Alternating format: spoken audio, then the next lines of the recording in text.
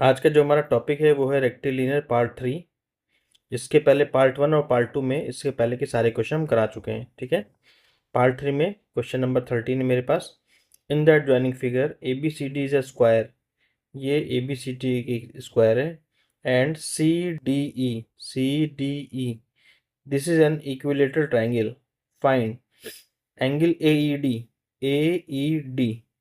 That means we have to find this angle EAB EAB this angle reflects AEC। AEC का reflex मतलब ये वाला angle होगा।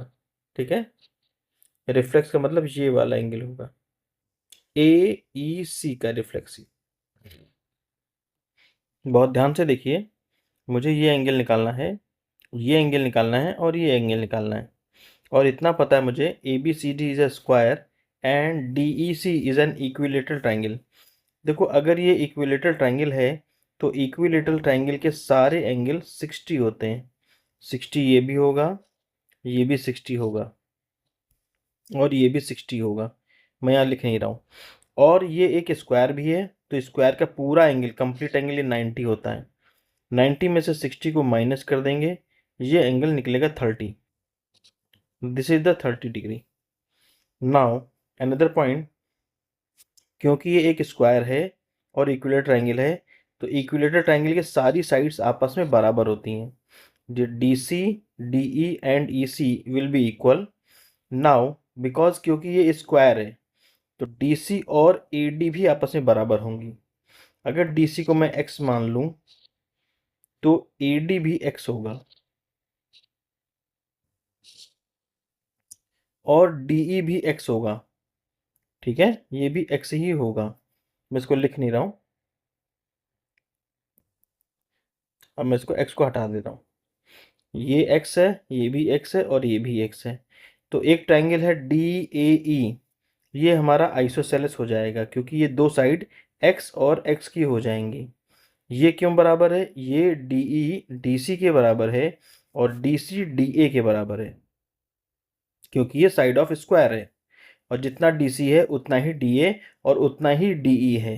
ठीक है, तो तीनों साइडें आपस में बराबर होंगी, ये भी बराबर होगी, ये भी बराबर होगी, सब साइड्स बराबर है आपस में।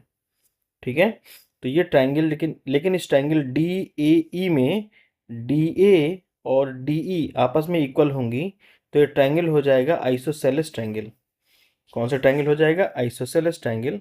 अब हम इस एंगल को मान लेते हैं A है, स्मॉल a, ये वाला एंगल भी स्मॉल a होगा क्योंकि अगर साइड्स इक्वल होती है तो बेस के वाले एंगल आपस में बराबर होते हैं। ठीक है, इन द ट्राइंगल DAE, अब इस ट्राइंगल में एंगल सम प्रॉपर्टी लगा के ए वैल्यू निकाल लेंगे।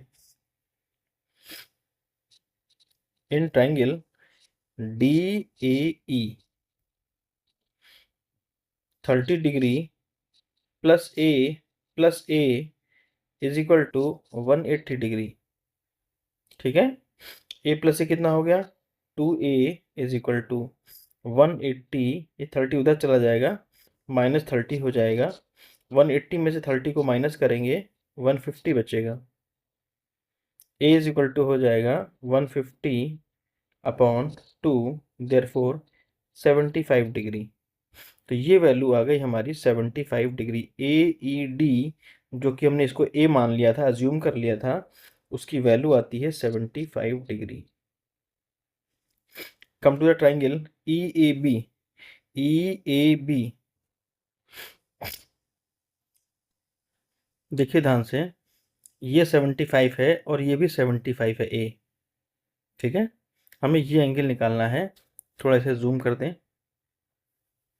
ये 75 निकला था, ये निकालना है। ये वैल्यू आ गई थी 75 डिग्री और ये पूरा, ये जो एंगल है ये 90 डिग्री है। 90 में से 75 को माइनस कर देंगे, ये वाला एंगल निकल आएगा क्योंकि ये पूरा एंगल 90 है और यहाँ से लेकर यहाँ तक ये 75 था। ठीक है, तो ये वैल्यू आएगी 90 माइनस 75, दैट इज 15 डिग्री। पूरा 90 था क्योंकि स्क्वायर का एंगल 90 होता है। ठीक है, और ये 75 निकल के आया था तो स्क्वायर के एंगल में से 75 माइनस कर देंगे, ये बचेगा 15 डिग्री। अच्छा, ये भी ए की वैल्यू हम 75 यहाँ पुटअप कर दें, ज़रा ध्यान से देखना। हमें अब निकालना है ए ई डी का रिफ्लेक्स, मतलब ये वाला एंगल, ठीक है। तो एंगल 60 प्लस 75 प्लस ए ई डी रिफ्लेक्स, ये तीन एंगल है, 1 2 और 3, जो इस पॉइंट ई के अलॉन्ग बन रहा है साइक्लिक वे में पूरा फुल। यहाँ से शुरू हो रहा है एंगल, यहाँ तक जा रहा है, तो पूरा राउंड में 360 बनता है एंगल, ठीक है। 360 कैसे बनेगा, 75 degree plus 60 degree plus angle A E D plus reflex लिखना पड़ेगा यहाँ पे, reflex angle A E D. इन तीनों एंगल का सम होगा 360, क्योंकि होता क्या है, किसी एक पॉइंट के अराउंड, पूरा अराउंड एक सर्किल होने पर 360 डिग्री का एंगल बनता है। तो ये ई है, यहाँ से शुरू किया था, ये पूरा यह 60 हुआ, फिर 75 हुआ, फिर ए ई डी हो गया, वापस वहीं पे पहुंच गया, तो पूरा एंगल बनेगा हमारा 360। 70 प्लस 60, ठीक है, कितना हो गया 135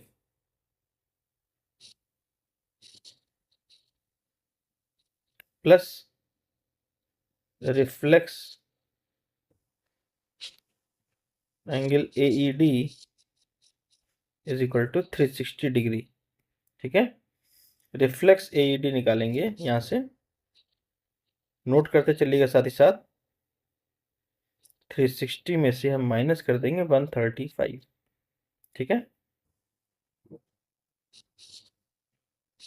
ये वैल्यू आएगी, ठीक है। तो हमने सारे एंगल निकाल लिए, एक वैल्यू 75, एक वैल्यू ये भी 75, ये वैल्यू 30 आई थी, ये 15 आई थी, और जो ये ए डी का रिफ्लेक्स निकालना था वो आई 225 डिग्री, ठीक है। अब नोट कर सकते हैं।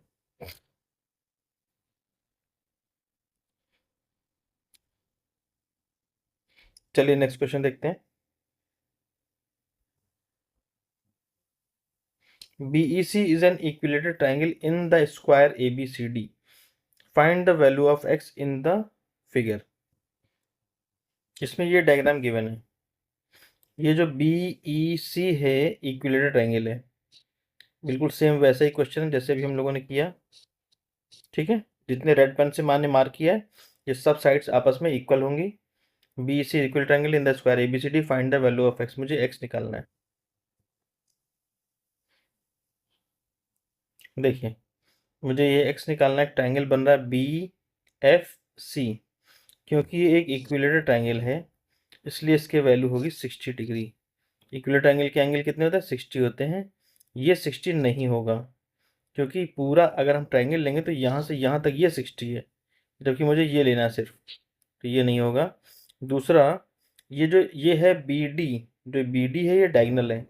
डायगोनल क्या करता है, स्क्वायर के एंगल को बाइसेक्ट करता है, ये एंगल हो जाएगा 45 degree.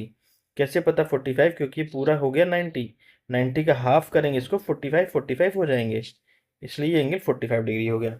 In triangle BFC, in triangle BFC by angle sum property, अब लिखेंगे पूरा statement, by angle sum property 45 degree plus 60 degree plus x degree is equal to 180 डिग्री, x degree is equal to 180 minus 45 minus 60, ठीक है, ये आएगा 75 degree.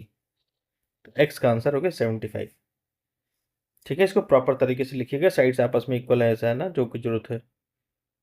चलिए next question देखते हैं। In that joining figure ABCD is a rhombus, ABCD is a rhombus, ये 78 है तो ये भी 78 होगा, ठीक है। एडजेसेंट एंगल का सम, इन दोनों का सम 180 होगा, उससे ये एंगल भी निकाल लेंगे, ठीक है, कोई बात नहीं। ABE is an equilateral triangle, ABE,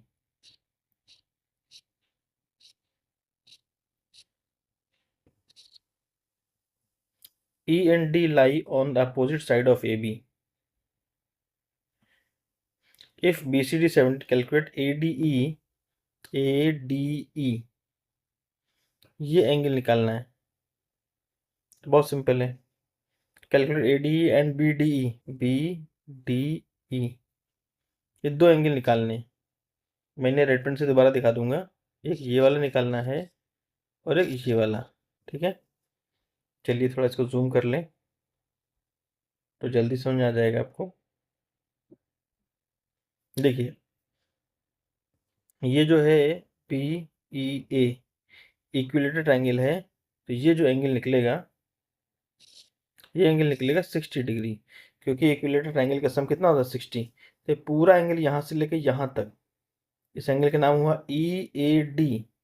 E A D कितना होगा, E A D is equal to 60 plus 78 होगा। एंगल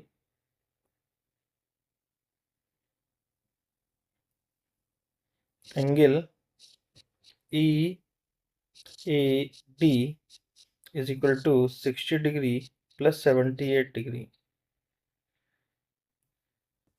ये पूरा एंगल हमारा आ गया 138 degree. Triangle E A D, बहुत केयरफुली देखिएगा, ई ए डी, ये साइड और ये साइड बराबर है, ई ए और ए डी इक्वल है, तो ये हो गया आइसोसेलेस ट्रायंगल। ठीक है, जो ये मुझे रेड वाला एंगल निकालना था, इसका नाम मैं दे देता हूँ एक्स। जितना ये है उतना ही ये भी होगा, क्योंकि बेस एंगल सेम होते हैं। ठीक है, इक्वल होते हैं किसमें, आइसोसेलेस ट्रायंगल में। Therefore by using the angle sum property, x plus 138 is equal to 180। अब पूरा लिखिएगा इसके पहले यहाँ पे, by angle sum property in the triangle this and the triangle is isosceles, therefore this is x। And again दूसरा angle भी आप उसको x मान लेंगे, एक x मानेंगे दूसरा x हो जाएगा अपने आप। ठीक है, लिखने का तरीका चलिए मैं एक बार बता देता हूँ।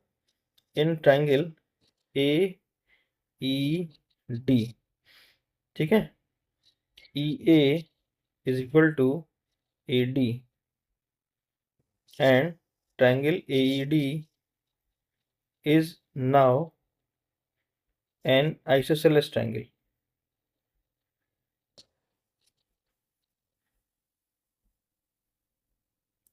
Hence, angle AED is equal to x, और ब्रैकेट में लिख लीजिएगा let is equal to angle ADE। ये इतना लिखने के बाद by angle sum property x plus 138 is equal to 180। ठीक है, now 2x is equal to 180 minus 138, this is 42 degree. X is equal to 42 by 2, 21 degree. So this is 21 degree first answer, and the second answer this. Okay, look very carefully, this angle is 78, so this whole angle will become 180 minus 78, क्योंकि इन दोनों का सम होता है 180। ठीक है, angle C plus angle D is equal to 180 because adjacent angles of the parallelogram। Parallelogram मैंने क्यों बोला, जबकि क्वेश्चन में रोम्बस दिया है, क्योंकि रोम्बस भी it is a type of parallelogram होता है, और पैरेललोग्राम की प्रॉपर्टी होती है जो एडजेसेंट एंगल होते हैं उनका सम 180 होता है। Therefore 78 plus angle D is equal to 180, है ना। तो मैं यहाँ सी की जगह सीधे 78 लिख दूंगा। Angle D is equal to 180 minus 78 degree. ठीक है, दोनों को माइनस करेंगे, यहाँ से वैल्यू आएगी डी की 102। ये लेकिन ये डी पूरा होल एंगल है, हमें सिर्फ इतना चाहिए। और ये जो होता है पैरेललोग्राम के जो डायगोनल होते हैं वो उन एंगल को बाइसेक्ट करते हैं, तो ये एंगल कितना होगा, जितना ये पूरा था उसका हाफ होगा ये, यहाँ से यहाँ तक। ठीक, यानी कि इसका नाम हुआ B D A. Angle B D A is equal to 102 by 2, इसका हाफ होगा, देयरफॉर 51। तो ये पूरा एंगल यहाँ से आया 51, और उसमें 21 और ये शामिल है, इन दोनों का सम होगा ना 51 के बराबर। तो देखते हैं इन दोनों का नाम क्या, बी डी निकालते बी डी ए, और B D A is equal to 21 degree plus B D E plus angle B D E. ठीक है, बी डी ए में इन दो एंगल का सम है is equal to 51 degree. Angle B D E is equal to 51 minus 21, 0 30 degree. तो ये निकल के आता है हमारा 30 डिग्री। ठीक है, कुछ ऐसा होगा।